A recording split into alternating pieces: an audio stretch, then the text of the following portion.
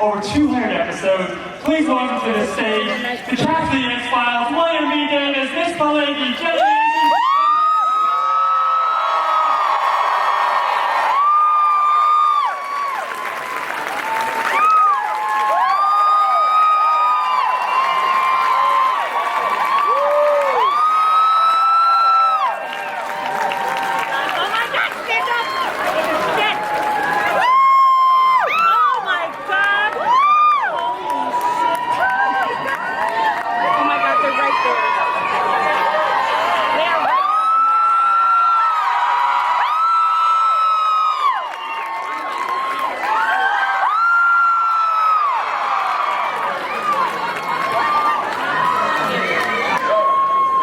Okay, oh my God. Well, that was worth the panel right there. Well, welcome, guys. Because we're in Chicago, we have to ask, if aliens abducted you and you were often stuck on another planet and you had one pizza to choose from, what pizza would you choose? You gotta sit down now. Favorite pizza? Giordano's. William, do you have a favorite pizza? Uno's. That's too difficult a question. I can't do it. David, how about you? Do you have a favorite?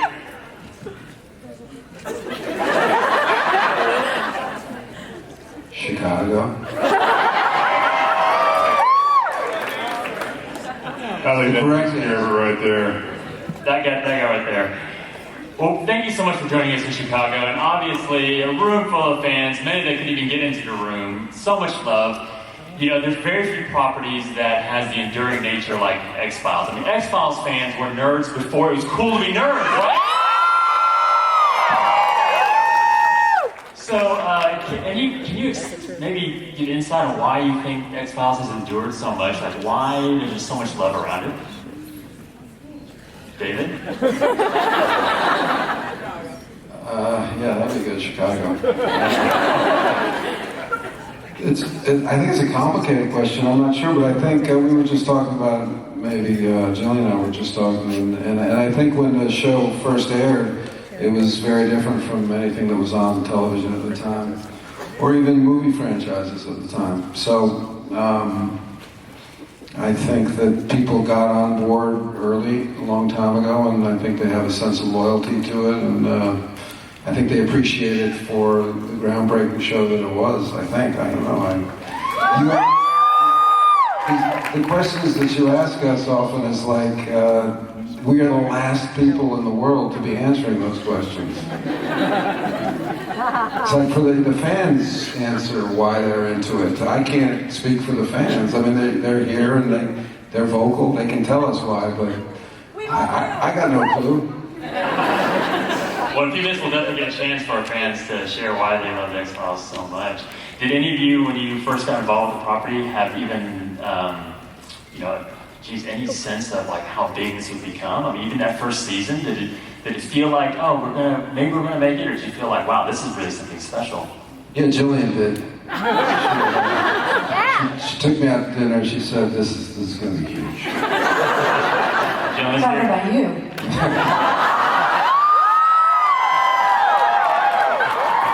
I don't think, moving on. I get started.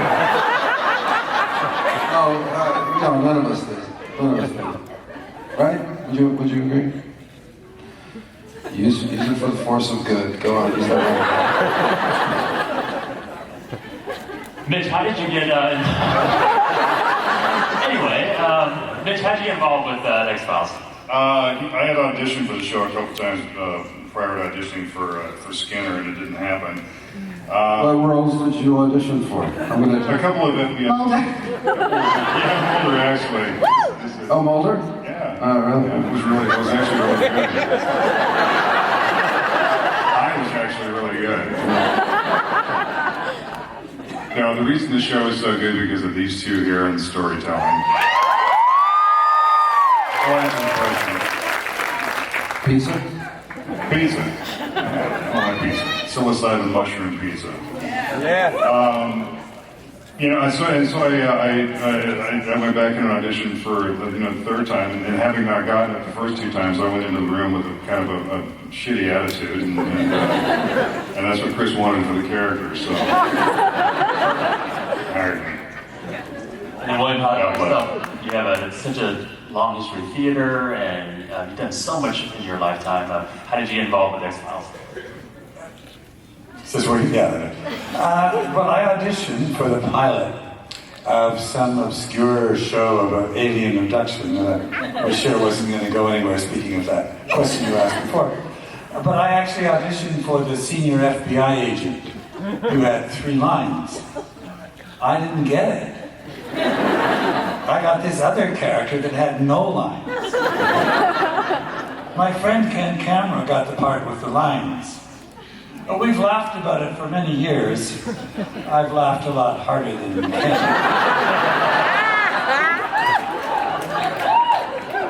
And how about first impressions when you first met each other?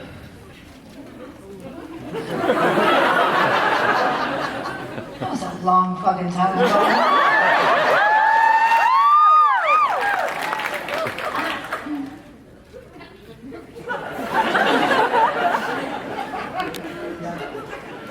I can remember the first scene that I had was with Gillian, and she came into my office where I did. As a matter of fact, David at one point asked me if I really had legs. But my first scene was with Gillian, and I remember this little bit came into the office, and I thought, bitch.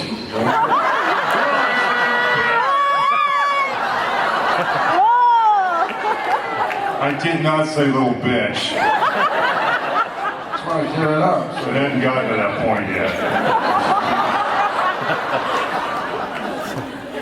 And we started doing the scene, and I thought, wow, that's a lot coming out of this little girl, and she was awesome, and it was inspiring for me. So I was just sucking up to her. Well, let me just get this question out of the way because it always pops up on these panels. Is your favorite memory or moment from the series? My favorite moment was when we were out at what was it? Britannia? Britannia. Thank you. Brittany, that was another time. That was That was another little bit.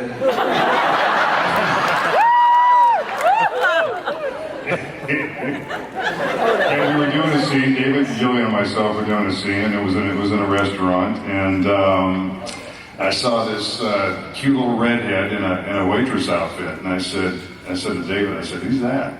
And he said, that's Arlene. And I said, How did he know her name? She was your body double.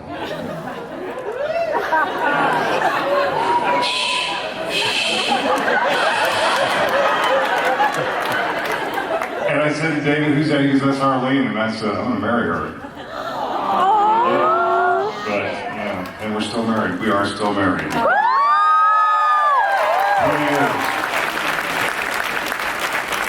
So that was my favorite moment. Gillian, how about yourself? I'm working that shit, man. I've been working that answer for a long time. I always get that, oh. Sweet. Gillian? Favorite memory, moment, experience that you There were a couple scenes where you turned to me and you said, I'm going to marry that dude.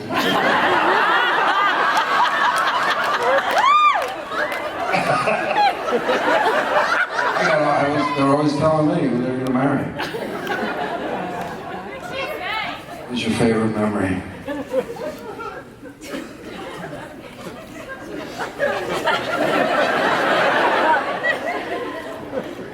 Or any memory at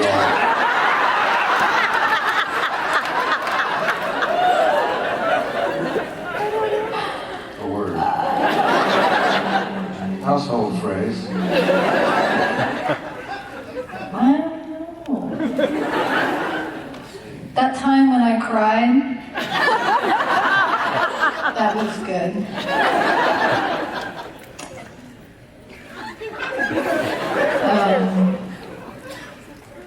We really should prepare for these things.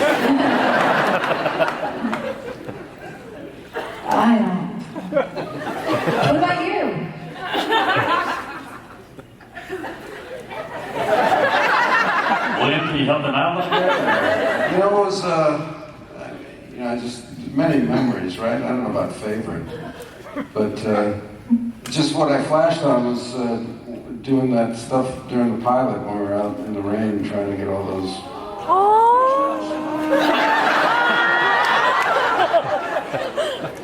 And we were. That was the last time we laughed. Did we laugh? Yeah, we laughed. So we're doing that scene, and the guy who's making it rain, you pointed out. God? That guy? No, it was special effects Ray. And you pointed up and you said, "I'll marry that guy."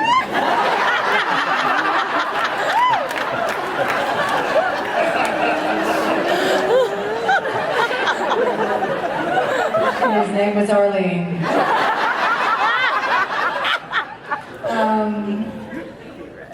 Yeah. This is so awesome. I know. Bill? Are you getting the whole? God, you're brown, Bill. Yeah. Look at how brown your hands are. Have you been on holiday? Well, we've been doing a little water skiing, you know. Yeah. Oh, you do water skating again? Yeah. Good.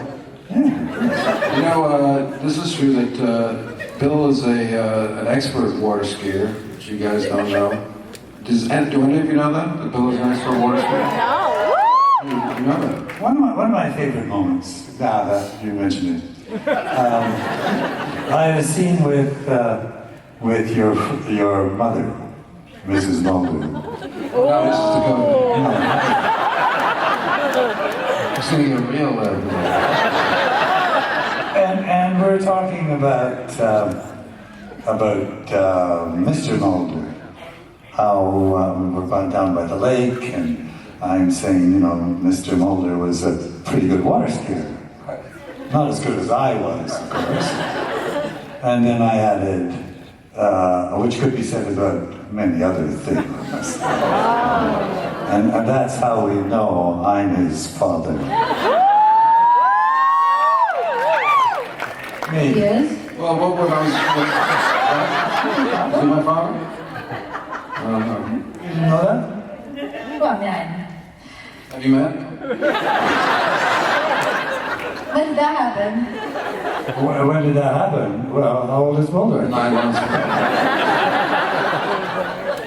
But actually, Chris had envisioned this scene where Cigarette Smoking Man was going to be, we never shot it, or he never wrote it, or both. You had a cigarette in your mouth, and you were going to do one of those moves where you're water skiing and you kind of just come up on land on skis, step out of the skis and sail. No, seriously. This was going to be, I was like, that is the fucking best scene. Can you imagine that? Chris was going to write it. Chris said he was going to do something with water skiing. He never did, though. The other writers, he said, talked him out of it. Yeah. Well, there's always season 11. You'll have to ski up and do one of these.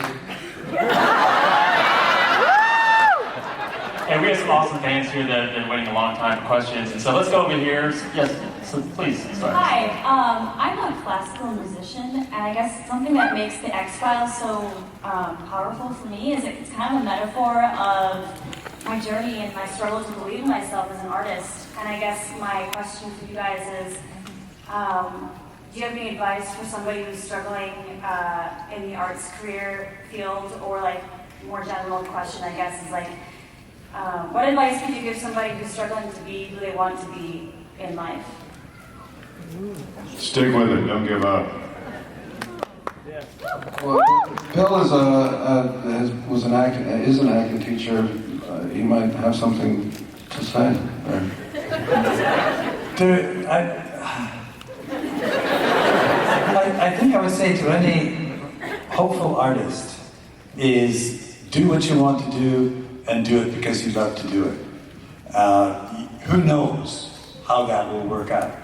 As a classical musician, I've read about how you have to audition for chairs in symphonies and you have to hide behind a screen, and so your skill will out, I guess. But there's an awful lot of chance in the artistic field. Certainly I never expected, at my age to be sitting here, even as an actor, never mind an actor in a successful series. So who knows where things will take you, but do what you want to do and get good training.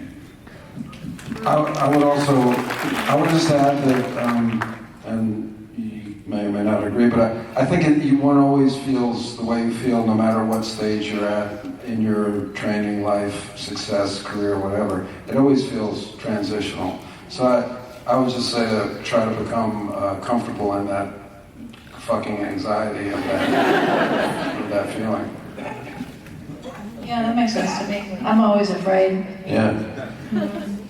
But you do it anyway. You just do.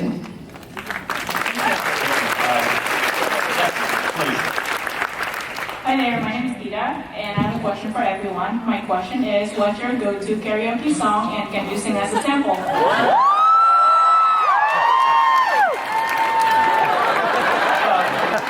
Man, let Mitch represent. Mitch is going to sing for all of us. No, I'm not going to sing for all of you. No? This is the man. This is the singer. This is the. I'll tell you the truth. Shut up, Walt. I'll tell you the truth. It's, I've never done karaoke. I don't have a karaoke song. I would be terrified of doing karaoke. Have you ever done karaoke? No. Bill? I have to admit, I have. What's your go-to karaoke song, Bill? But I can't sing. Dude, what's the song? I don't know what song. Oh, I think we sang On Top of Old Smoky. Oh yeah, smoke it out. It sounds like a rockin' karaoke bar. This is where we turn on you. Do you want to sing your favorite song? It's gonna be the X-Files theme. Do it, all right?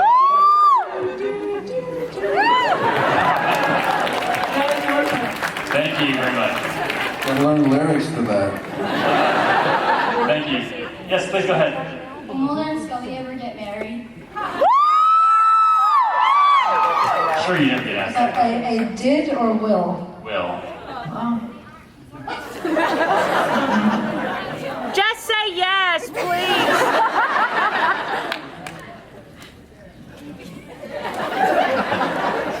She's gonna marry that guy. I don't think you really want them to. No. Married. Get married. Okay, Things just they be can do. together, You don't have to living get in married. sin.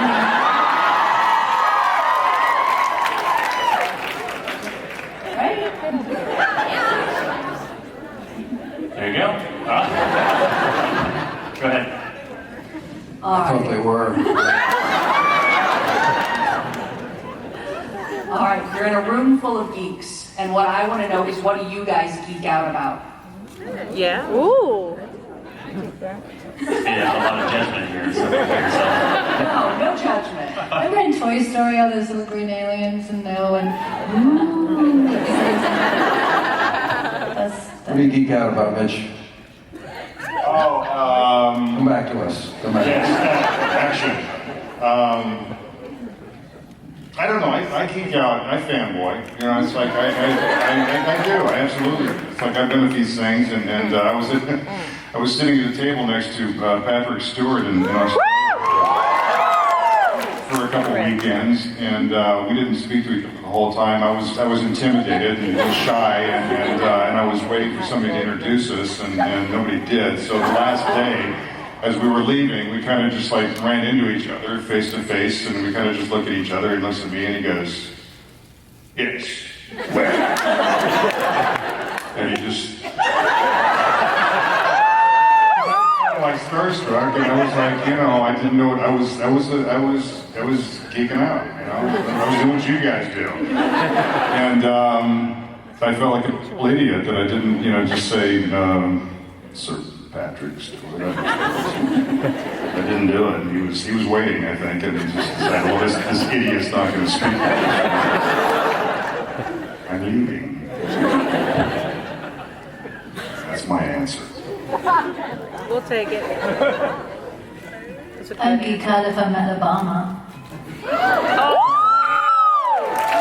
If I was standing in front of him, I think I would. My daughter too. She's like, Obama's my bae. You should meet Justin Trudeau. Yeah, you love Trudeau. Canadian person. America.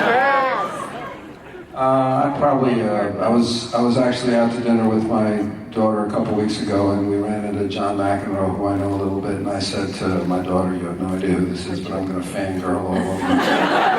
Excuse me. And then I was just like, "Oh, John." That's awesome, thank you. Yes, go ahead. Overall, I love everyone, like supernatural and animal and stuff like that. But for me, I'm a big fan also. I love the X-Files, but I'm a big fan of Twin Peaks. Any idea? Now, I think it's done already, but they're doing the TV show. Any idea at all for you to their little cameo role or not? For you, because you are in it. You are in it, and it's still there. So overall, any idea or not, or you just don't know yet? I feel like I should have my lawyer with me. Actually, it's all very hush-hush. I don't know what what I can say, but yeah. Those guys are serious about their confidentiality. Okay, no problem. Yeah, you don't want to fuck with them. You don't know what you're treading on. No problem. That's it. We'll have you sign an NDA and then we'll talk about it. Yes, go ahead. David, hi.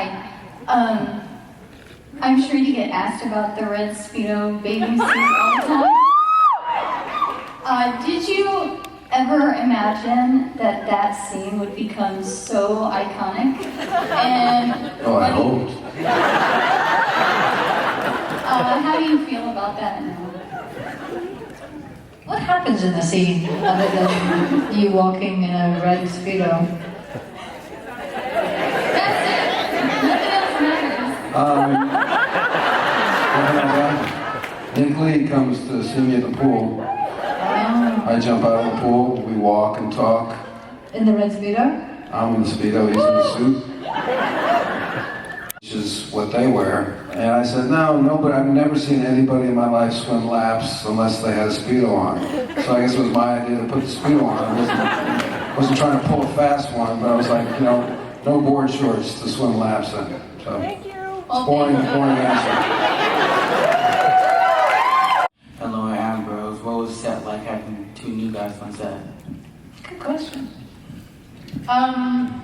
Yeah, it was strange.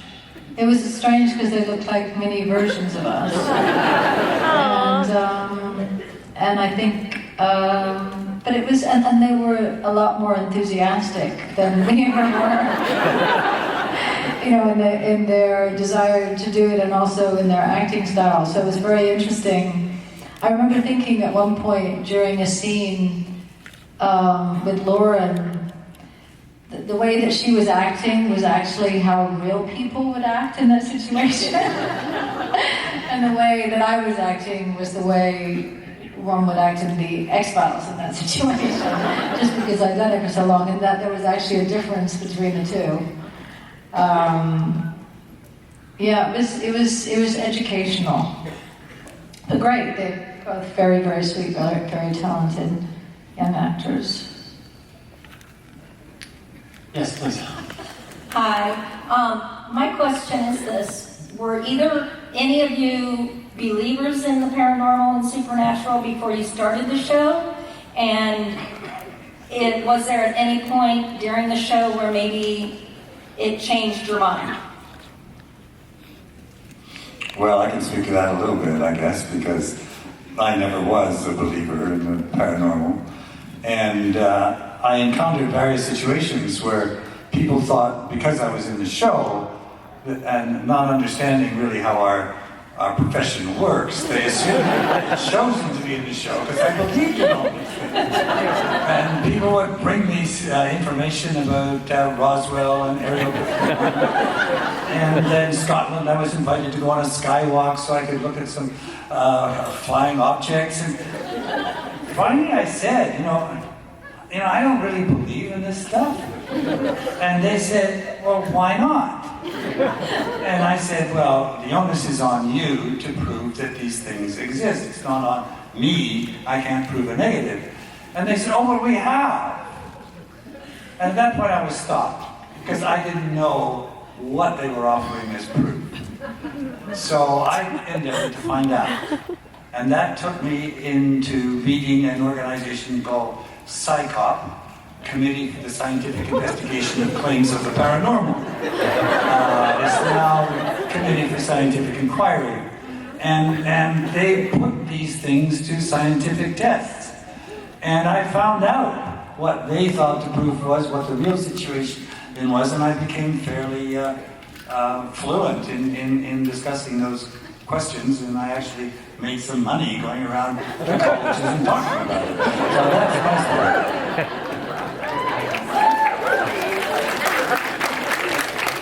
Did you end up saying that you believed, or? Just that you got paid to pretend like that. I got paid to believe. I just worked out. Thank you. Yes, please go ahead. Hello, everybody. So my question is mainly for David and Gillian, since you guys directed in X-Files. Given that was some of your first experiences, and you've got a wealth of knowledge since then, what are you planning, or hopefully, I'm hoping, are you guys planning on directing in season 11? And hopefully Season more? 11. Yeah! And what have you learned since X-Files to now that you would bring to your director? Wait, can I just ask a question? Is there an assumption that we are going to do a season 11? I mean, is that something that you guys think is a given, or is that something that there's a still question? I mean, this is a serious question, or that there's still a question mark? We hope! We hope! Okay, We believe! David and Gillian, seriously, all four of you. 20 million people? 20 million people, really? Like, it's a given. Yeah, that girl, really. I thought it was more than 20 million people. It was over 20 million! But the first 20 million were the really ones that What was it? If you direct in season 11, hopefully I will. That if there's a season 11, will we direct? Is that the question? And what will you do? If there's a season 11, and if you direct in that hypothetical sense, will you? From them in the scenes, and I think it shows. I mean, You did great! It was amazing! David? But you directed three or four, right? Yeah, if you were to direct in a hypothetical season 11, would you direct differently, Mr. Duchovny? Yeah, I think you just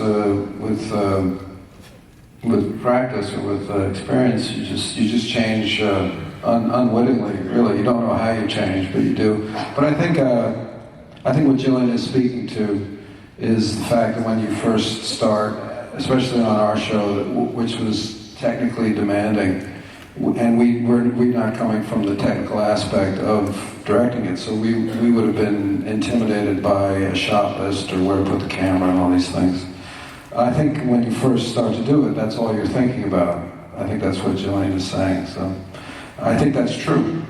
So I think once you relax, once you do it once or twice, then you realize that it's going to get done, and you can relax and address other things, like talking to the actors or.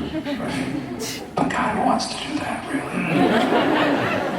I think most directors forget about the actors anyway. So.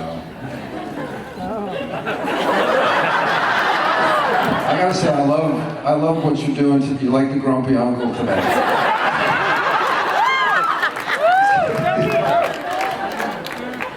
What is that? I mean, wouldn't that be? Yes, it's my experience. Most directors, most television directors don't. All they, it's about the shot. They don't really. I don't think they really know how to deal with actors. So it's I mean, it's. But in fairness, Kim Manners, I think, was an exception. I mean, I'm not talking about Kim. I'm not talking about all I'm talking about, because those are people we worked with a lot. But I mean, my experience. And Kim was an actor too. What's that? Kim was an actor to start. Yeah, and I think that lends itself a lot to what it does with actors. I think if they have some experience acting, it definitely translates. But that's my experiences. I don't get a whole lot from directors as far as performance. That's probably because you're so good. Probably because they're scared shitless. That may be part of it too. Well, the truth is that when you get a director on a TV show, they're coming in, where the people have been doing it for a long time, and they kind of they own their characters. But you mentioned Kim, and one of the things that Kim would always do is he'd say to me every week or whenever he was directing, he'd say, we've never seen Mulder like this. We've never seen him. I was like, Kim, you said that last week. Just leave me alone. No, we've never seen him like this. We've never seen him. I'll kick it in the ass. Well, for X-Files fans, there's a iconic picture, one of the most famous ones from X-Files, of Gillian, you're licking Duchovny's face. And so we went to Twitter, we just asked, hey, what's your question for the cast of X-Files? And I kid you not, the overwhelming question, Gillian, is, what does David taste like? I want to know from that picture. How would you describe it? Avocado.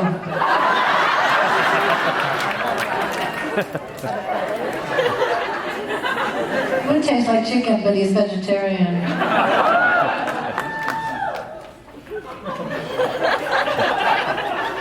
Hard to describe, really. Yes, please. I forgot my question. He's pondering the place. Question for Gillian. You've worked a lot on TV sets for Fox and other networks. Now you're doing a lot of streaming stuff with Netflix. What are some of the biggest changes you've seen from working for big TV studios and working for online streaming stuff?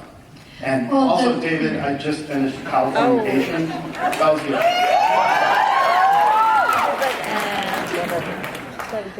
Motherfucker.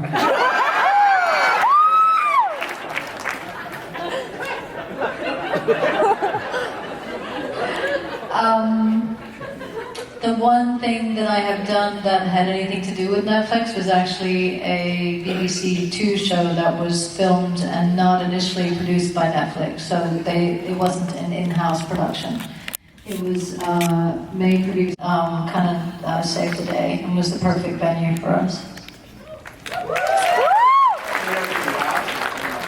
Are you going to be in that? I am in a few episodes of American Gods. Yeah. Yeah, but I mean, my understanding from what's happening in the world today and what will continue to happen with streaming is that eventually that's all it will be, and yeah. Thank you. And Dave, I don't want time to pass without talking a little bit about your new novel that came out, Bucky. Can you tease us a little bit about what that book's about and maybe the source of the title? The title comes from, Bucky Dent was a baseball player in the... Yes, Bucky! And he's got the copy, yeah. And, he hit a home run against the Red Sox, which broke their hearts, because they hadn't won a championship in, I don't know how many years, 68 years or something like that. Anyway, I was up around my in-laws' house in Massachusetts, and these guys were working on the roof while I was in the house, and I heard one of them said, just said Bucky fucking Dan, blah, blah, blah, blah, Bucky fucking Dan. And just made me laugh, and I called up and I said, what did you just say, Bucky fucking Dan? He was a hero in New York, I just knew him as Bucky Dent, you know. But in Boston, he's a villain. He's Bucky fucking Dent. So it always made me laugh, and it made sense for the book, and you'll have to read it to figure out exactly why. Can I get copies of this here at the show? Yeah. I'm going to do a little reading, I think, tomorrow here. And then Gillian, you're also a spokesperson for neurofibromatosis. Can you tell us why that's so important to you and what you're trying to accomplish with that cause? Sure. Yeah. Okay. When my brother was 3 years old, he was diagnosed with a disease called neurofibromatosis, and so our family, specifically my mom, educated herself about the disease. And when I started working on the X-Files, I was asked if I would become an ambassador, a patron of one of the organizations, Neurofibromatosis Inc., to help raise awareness and raise funds, etc. My brother passed away, age 30, 4 years ago, from a brain tumor that was, they believe, was connected to the disease. And I continue to do work in support of the charity and raise money for it. It's a neurological disease that affects the nerves in the body and manifests in cafe au lait spots and tumors and learning disabilities and sometimes blindness and various other forms can manifest. Anyway, he had a very, very mild form of it, and there were no real signs of it beyond the cafe au lait spots until the brain tumor was discovered. So yeah, that's why. Thank you so much for raising awareness. Unfortunately, we only have time for one last question, so we're going to go over here, so make it a good one. It's not that good, but my question Okay, we're going to go over here. My question is for Gillian, I guess. I've had the privilege to be able to interact with all you guys at different conventions, but I was just wondering if Hannibal reconvenes, will you be a part of it? Yeah! And I wanted to show you my tattoo. I got a badass tattoo of Mulder. I'm going to put all of you on my arm, but either way, my question. Don't. Just stop. I'm the sufferer of my generation. You do it. But anyway, that's my question. About Hannibal. What was the first question? Hannibal. You know, Brian's a busy guy. I know, that's right. He's a really busy guy. I mean, but I don't know, there could be things percolating that I have no idea about. I don't know. Alright. I don't know. And in a minute, I'm going to auction off this t-shirt.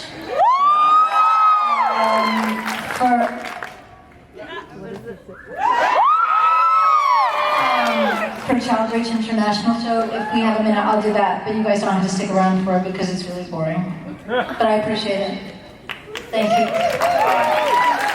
Hey, if you are excited and hopeful for season 11, So really quick before we go away, do you guys want to, does anybody want to bid on the t-shirt for charity? Yeah! I think, yeah? What, 100? Okay, 200? 150. How about somebody yell out their highest bid because we don't want this to go on forever? 180! What? $1,000? Anybody about 1,000? David will lick it. And you'll sign it with a different pen at some point in a minute. $1,000. Anybody? 1,200! 1,200? 1,500? Anybody about 1,500? Sure, no, don't come with it. But David does. Here, he's gonna sign on the back. You wanna sign on the back? What are we at? 1,500? Anybody about 1,500? You can come backstage and meet us, and we'll give you a hug. No, she's actually going to take it off right here. So. Come on, guys. Anybody about 2,200? What? 2,300? 2,400?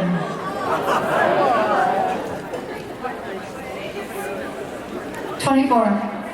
25. 26. Oh yeah. Oh my God. 2650. 2700. Anybody above 2700? We got 27. Anything above 2700? 20. Better. 29. 3000.